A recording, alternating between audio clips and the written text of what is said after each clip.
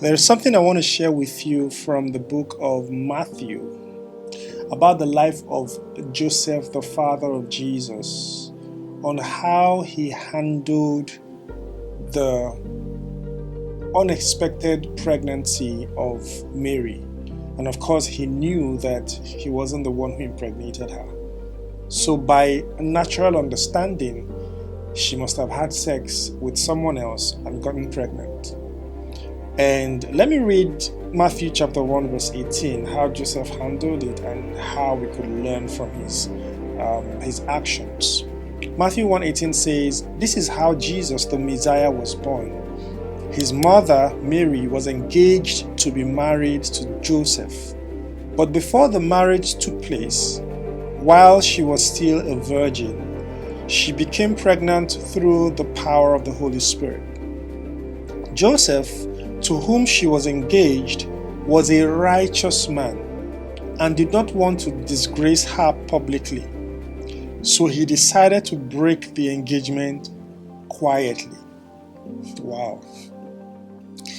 You know, we are in a social media generation where we are quick to put out what we are thinking. We are quick to put out how we feel. We are quick to put out what has happened to us. We are quick to put out a lot of things out there. Our WhatsApp status, when someone hurts us, we are quick to put it out there.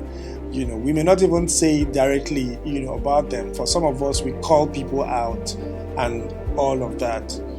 And we are quick to do that because there's a part of us that feels justified. There's a part of us that feels that if we do this, someone has hurt us, we call them out. Someone has scammed us, we call them out.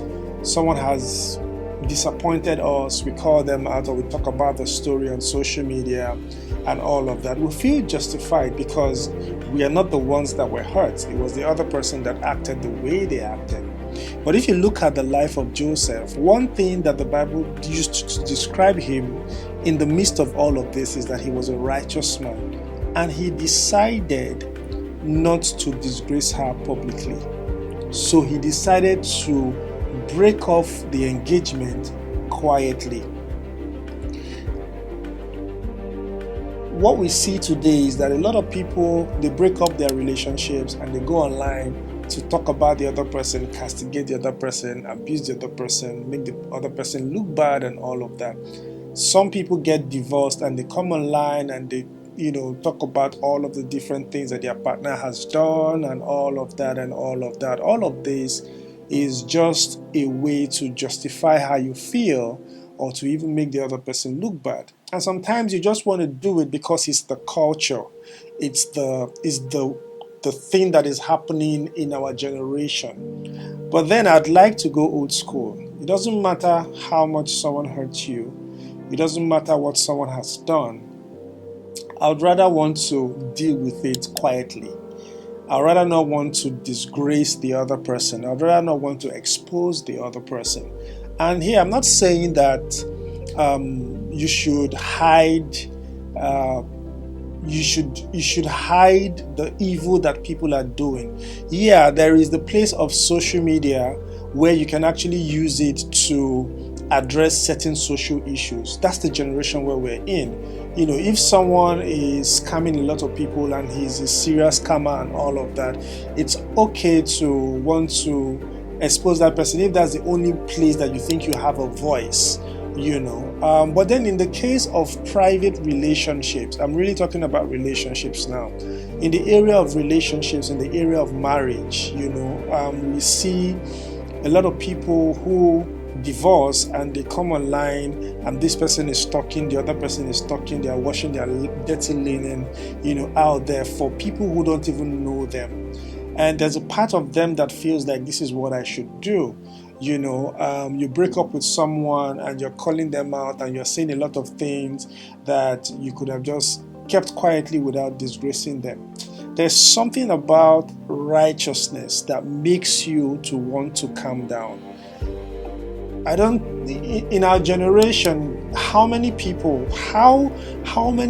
would keep quiet and quietly walk away from a relationship where they find out that their the person that they're supposed to get married to in 2 weeks is pregnant for another person.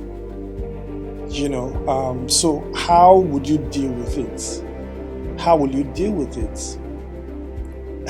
Will you quietly walk away, or will you come out to disgrace that person?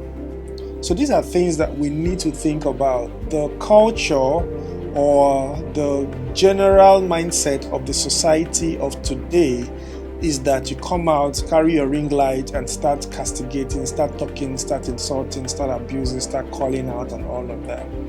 But there's still something that we can learn from Joseph.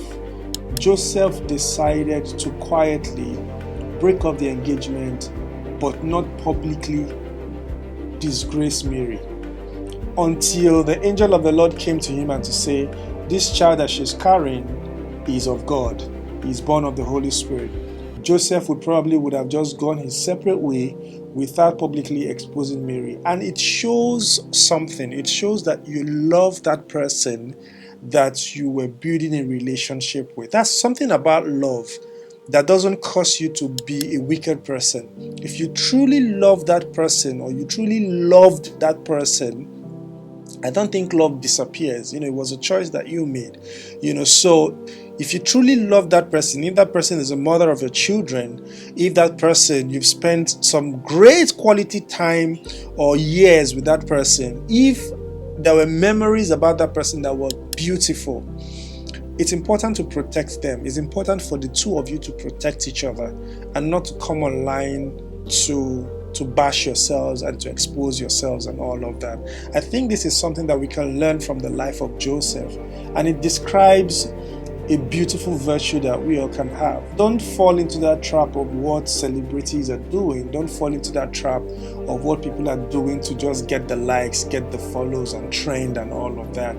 There's something about acting in a righteous way, and it has to do with protecting other people rather than choosing to disgrace them publicly.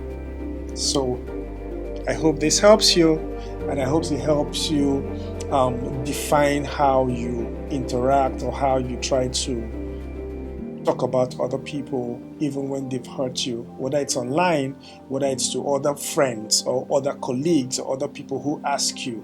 I think, or I believe, that it's not everything that you must talk about.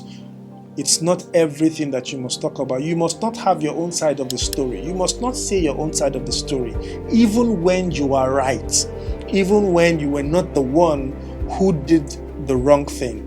You must not have your own side of the story. Sometimes it's not necessary.